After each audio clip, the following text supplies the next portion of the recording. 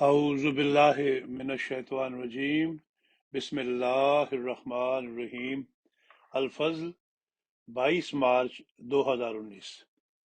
یہ زندگی کا چشمہ ہے جو تمہیں بچائے گا، از پروفیسر نصیر احمد حبیب صاحب، لندن۔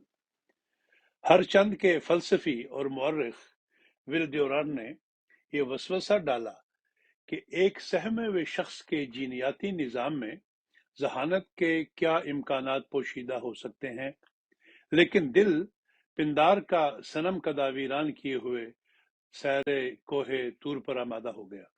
ہم نے اس کاروبار شوق میں مکالمات فلاطون کو حسب توفیق کنگالا، نیز تھوڑی دور ارسطو کے ساتھ بھی گئے، لیکن یہ خبر نہ ہو سکی پھر یہ ہنگامہ اے خدا کیا ہے۔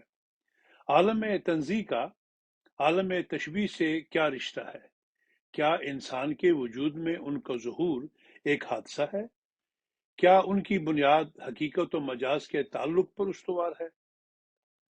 روح و مادہ بعد مشرقین ہیں یا ایک ہی سکہ کے دو رخ؟ دل کے خوش رکھنے کو یہ خیال آرائیاں تو خوب تھی، لیکن زندگی کے غبار وحشت میں کب تک کوئی خیال ترہ لیلا کرتا؟ مغربی کلچر کی فاسٹین روح نے زندگی کا لحظہ لحظہ دیگر گوں کر دیا۔ ہم درد و سوز و آرزو مندی کی متا لیے اس کوچہ میں جا نکلے، لیکن زندگی کے پیچاک کو سلجھانے کی کوشش میں فلسفیوں نے اس کے تارے وجود میں ایسی گرہوں کا اضافہ کر دیا کہ گرہ کشا ہاتھ بھی عاجز آ گئے۔ ہم اس مجلس سے نمناک اٹھے اور مجذوب فرنگی نٹشے کے حضور دو زانو ہو کر بیٹھ گئے، جو رزم اور بزم میں فولاد ہی فولاد تھا، جس نے راہ حیات میں لطف خرام کو دائرہ در دائرہ قرار دیا، لیکن ان دائروں میں سفر کرتے ہوئے دل یہ پوچھے بغیر نہ رہ سکا، شکن زلف عنبری کیوں ہے؟ اسی اثنا میں سرخ آندھی چلی اور ہم اس کی زد میں آ گئے۔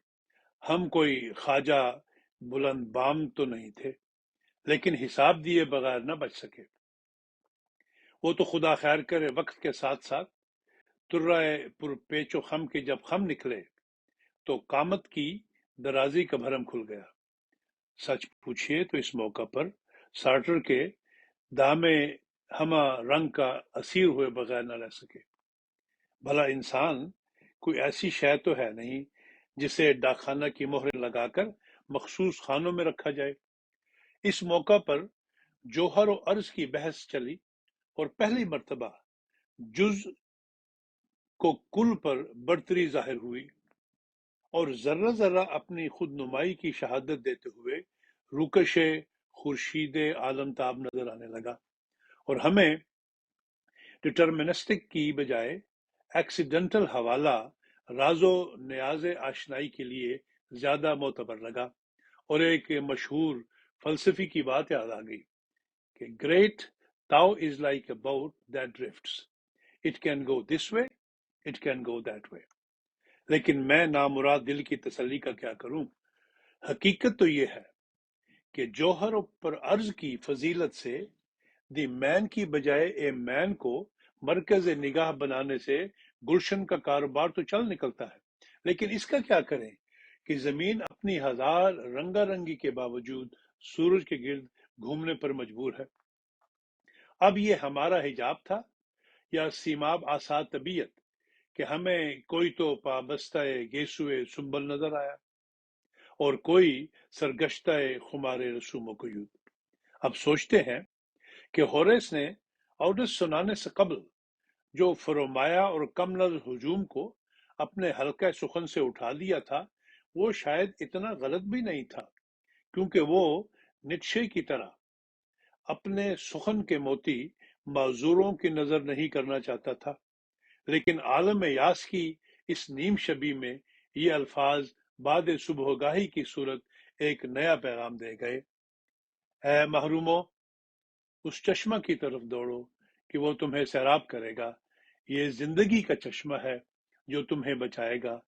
میں کیا کروں اور کس طرح اس خوشخبری کو دلوں میں بٹھا دوں، کس دف سے میں بازاروں میں منادی کروں کہ تمہارا یہ خدا ہے۔